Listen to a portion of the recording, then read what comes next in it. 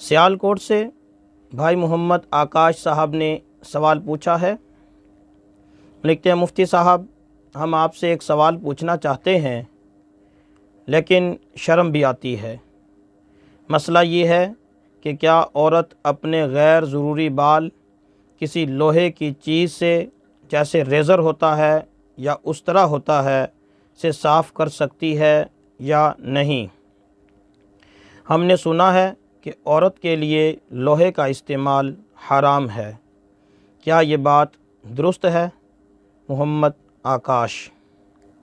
جی میرے محترم بھائی، آپ کا جواب دینے سے پہلے میں اس کی وضاحت کر دوں کہ شریعت کے مسائل کو سمجھنے میں شرم اور حیا مانے نہیں ہوتی۔ اگر شرم اور حیا کی وجہ سے ہم یہ مسائل نہ پوچھ سکتے نہ بتا سکتے تو ہم دین کے ایک بہت بڑے حصے سے محروم ہوتے۔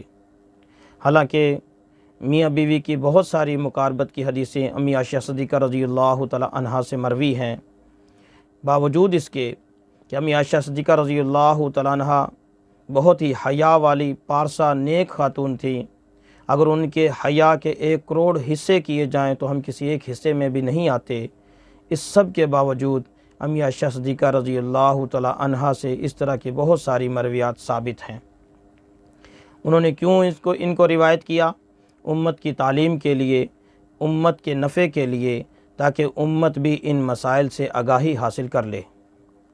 اسی طرح پھر فقہ کی تمام کتابوں میں اس طرح کے بہت سارے مسائل ہیں جو امت کی تعلیم کے لیے لکھے گئے تاکہ علماء ان کو پڑھ کر آگے عوام کو بتلا سکیں، عوام ان پر عمل کر سکے۔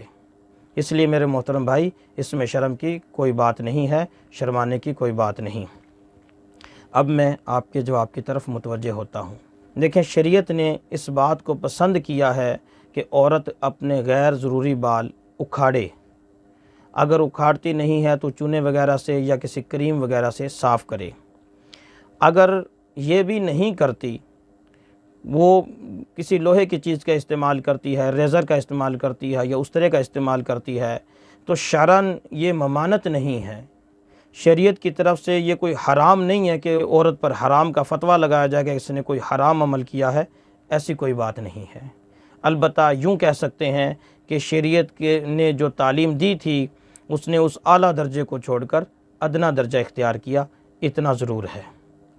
البتہ بعض اطباء نے یہ لکھا ہے کہ اگر عورت لوہے وغیرہ کی چیز کا استعمال کرے گی تو اس وجہ سے اس کے غیر ضروری بالوں والی جو جگہ ہے وہ سخت ہو جائے گی، اور جب اس کا خاوند اس کے ساتھ مقاربت کرے گا تو اس کو اس سے تکلیف ہوگی۔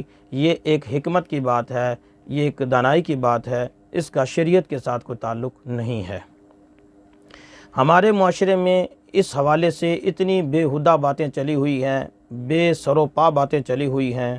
2015 میں میری کتاب چھپی رد المنکرات، اس میں بھی میں نے اس بات کو ذکر کیا، اس میں بھی لکھا ہے، عوام میں مشہور ہے کہ جو عورت استرا یا بلیڈ وغیرہ سے بال صاف کرے گی، فوت ہوگی تو اس کا جنازہ نہیں اٹھ پائے گا جب تک کہ جنازے پر استرا نہ رکھا جائے گا۔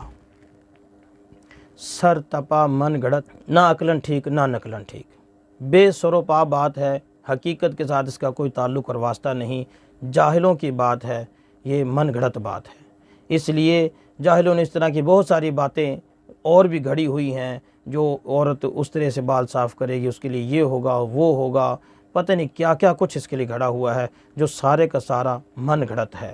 حقیقت وہی ہے جو آپ کو عرض کر دی گئی کہ خواتین کو چاہیے کہ ان کے لیے سب سے مناسب یہ ہے وہ بالوں کو اکھاڑیں۔ اگر وہ اکھاڑ نہیں سکتی تو چونا وغیرہ یا آج کل جو کریمیں چلی ہوئی ہیں یہ بھی اسی حکم میں ہیں، کریم وغیرہ سے صاف کر لے۔ اگر کوئی کریم وغیرہ سے صاف نہیں کرتی بلکہ ریزر کا استعمال کرتی ہے تو شریعت اس سے منع نہیں کرتی، شریعت اس کو حرام قرار نہیں دیتی۔